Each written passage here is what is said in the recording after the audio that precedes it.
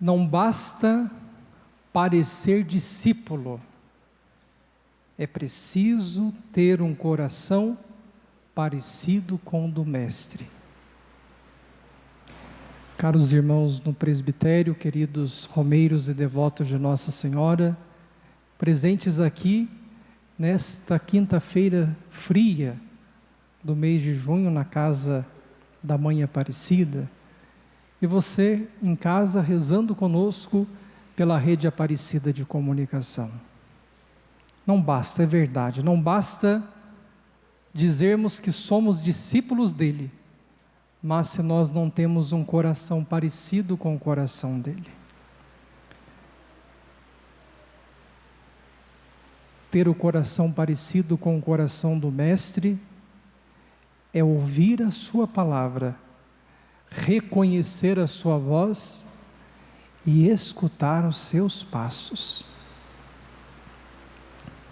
Certamente todos nós em casa já passamos por essa experiência, às vezes quase cochilando, quase dormindo, às vezes a gente escuta o barulho dos pés, das pegadas, dos passos de alguém, ainda mais quando a casa tem muita gente, né? A gente logo diz assim, olha, pelo jeito que está andando, é fulano. Olha que coisa bonita.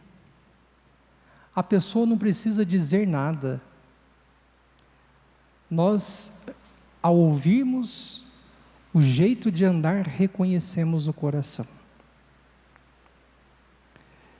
E aqui nós viemos para escutar a palavra.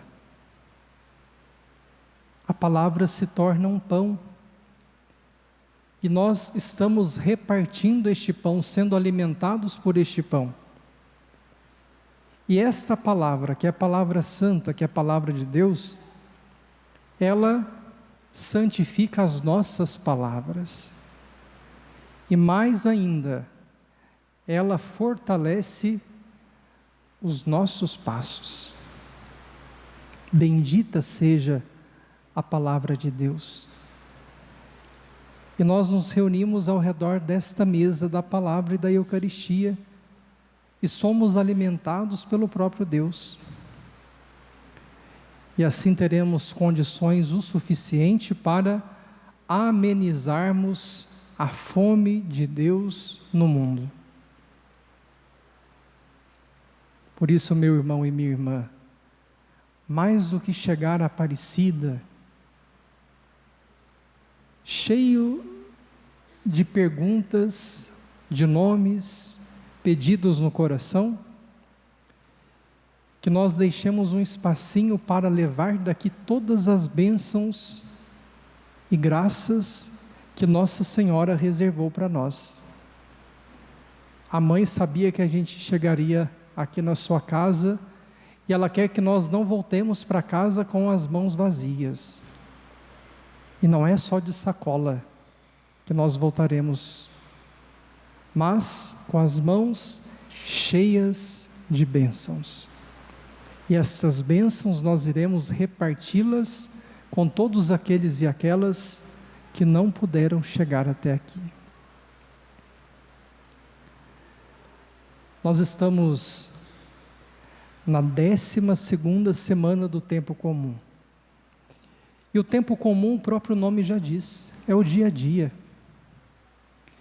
E é na pedagogia do dia a dia que a igreja quer nos ensinar a reconhecer o quanto Deus nos ama e o quanto Deus se importa conosco. Às vezes a gente espera a ocasião própria para usar aquele sapato, aquela roupa. Quanta roupa nova a gente tem guardada, porque a gente espera por uma ocasião, não é? Uma festa, uma vinda Aparecida. Olha, quando eu for Aparecida eu vou usar aquela roupa ali, que é a melhor que eu tenho, a mais bonita. E quando nós entramos na dinâmica de Jesus, neste tempo comum, nós somos lembrados que todos os dias somos chamados a reconhecer que Ele está conosco. pela palavra, pela Eucaristia e pelo bem, pelo amor fraterno, pelo amor entre nós. Reconhecer que Ele está conosco e que nós jamais estivemos e jamais estaremos sozinhos. Ele sempre está ao nosso lado. Assim como também Ele esteve por muitas e muitas vezes ao lado do povo da Bíblia. Como é bonito a gente abrir a palavra de Deus e ao vermos tantas histórias, tanta coisa acontecendo no dia a dia do povo e Deus ali, atento, caminhando, sofrendo as dores e vivendo na luta do povo. E é justamente isso que nós acabamos de escutar no segundo livro dos Reis. O reino de Judá experimenta uma grande tragédia. E que tragédia que é esta? Jerusalém é conquistada, o rei Joaquim é deportado, o povo começa o doloroso caminho do exílio. E quando nós escutamos este trecho do livro dos Reis, à primeira vista a gente imagina assim, parece ser uma derrota política, mas não é. Aquela ruína foi consequência de uma longa infidelidade à aliança. E sabe por quê? Porque o exílio, antes mesmo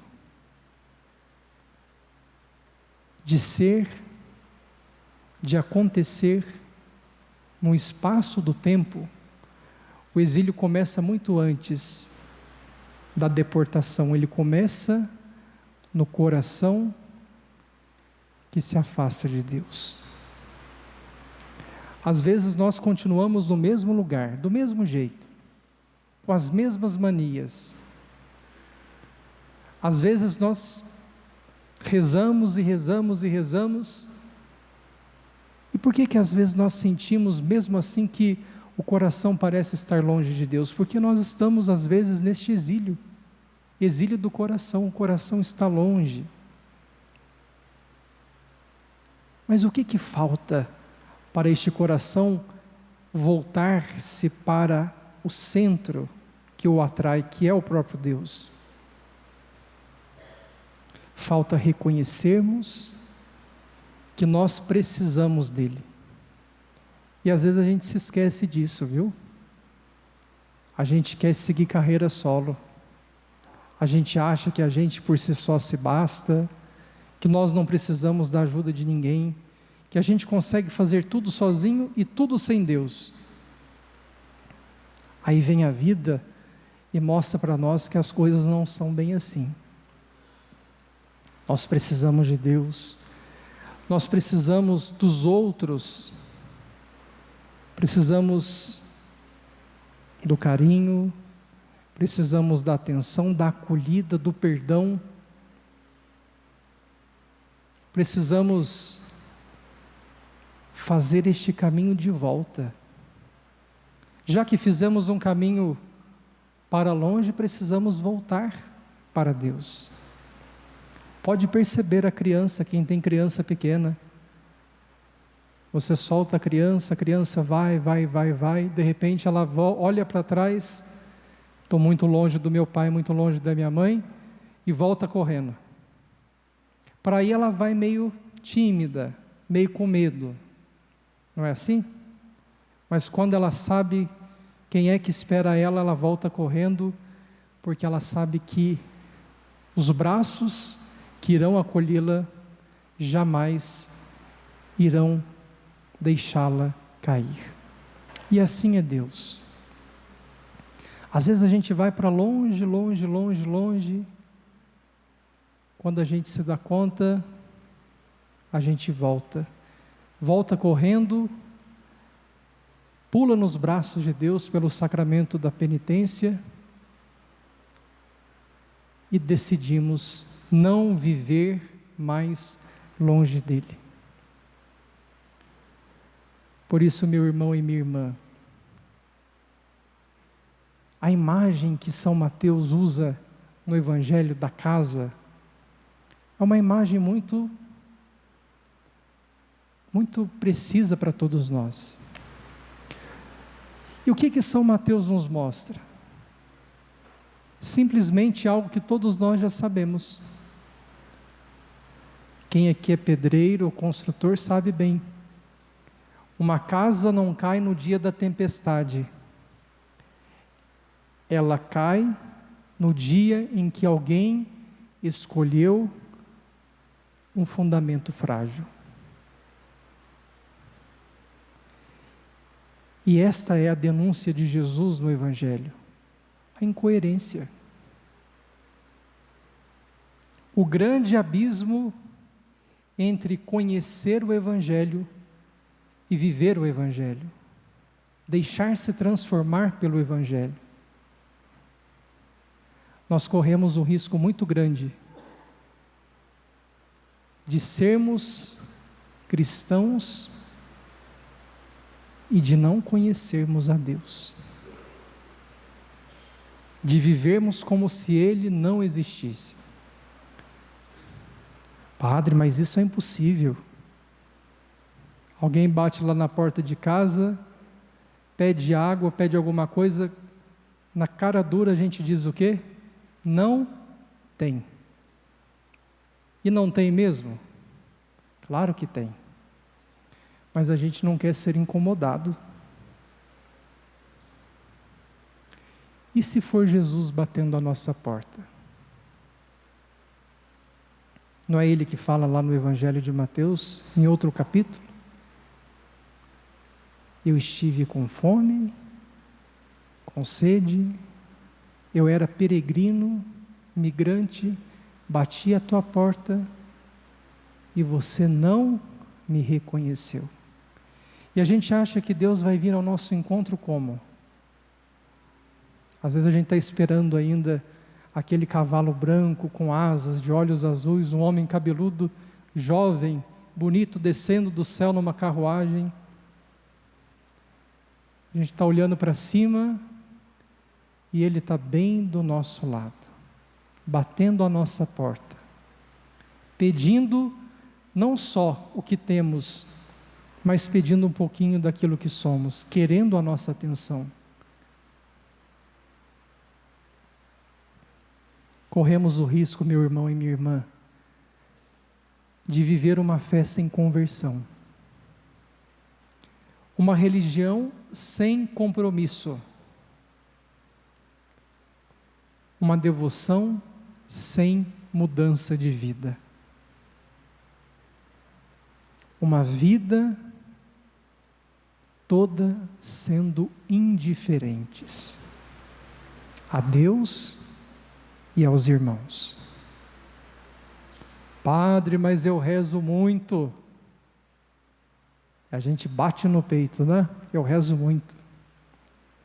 Mas se você reza muito e ama pouco, você não entendeu o Evangelho de Jesus. Não entendeu. Talvez um dos períodos mais difíceis que a minha geração conheceu foi o período da pandemia. Um dos períodos mais dolorosos para todos nós, não é verdade? Em muitos lugares, as paróquias, as comunidades tiveram uma iniciativa muito bonita. A iniciativa, certamente você vai dizer, na minha paróquia, na minha cidade também teve. A iniciativa de campanhas de arrecadação de alimentos, não é? Passava lá um carro, todo mundo na rua, levava um pouquinho para partilhar com outros que nada tinham. Foi ou não foi? Foi um dos gestos mais bonitos deste tempo difícil. Ver a sensibilidade, ver que o coração humano ainda pulsava por caridade. Naquele período eu tive o privilégio de estar também ajudando nestas campanhas. Então a gente arrecadava de tudo, né? Tanto os alimentos, quanto roupas, e a gente ia pegando tudo, colocando dentro da caminhonete. Depois a gente chegava lá num salão, esparramava tudo no chão, separava o que era produto de higiene, produto de limpeza, roupa, brinquedo, comida e por aí vai. E uma das coisas que mais me chamou a atenção em tudo que foi doado, partilhado, foi a metade da barra de um sabão. Eu estava do lado de um padre, já bem idoso. Ele disse assim: ô povo miserável, dá uma barra de sabão, dá só metade. E eu disse para ele: não, padre, veja bem, certamente quem deu a metade não podia dar uma barra inteira.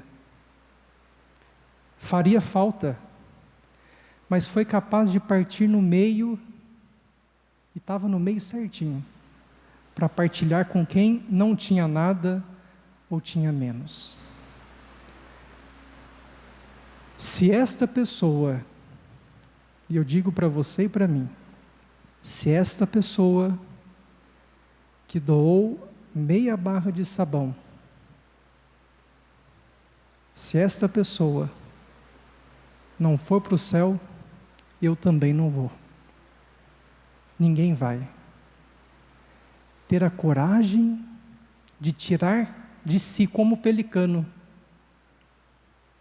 O pelicano, quando não tem alimento para dar para os filhotinhos, rasga o peito para alimentar os filhotes.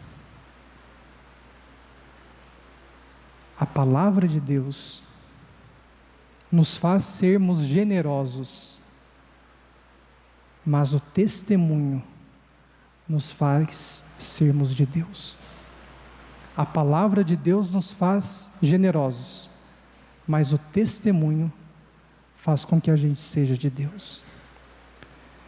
Que Nossa Senhora Aparecida, a Mãe da Esperança, que ela nos ajude a voltarmos para casa mais sensíveis. Sensíveis porque primeiro ouvimos a palavra de seu Filho. Mais humanos, porque recebemos o próprio corpo e sangue de seu Filho. E mais missionários, porque queremos ajudar Jesus na construção deste reino de amor, justiça e paz.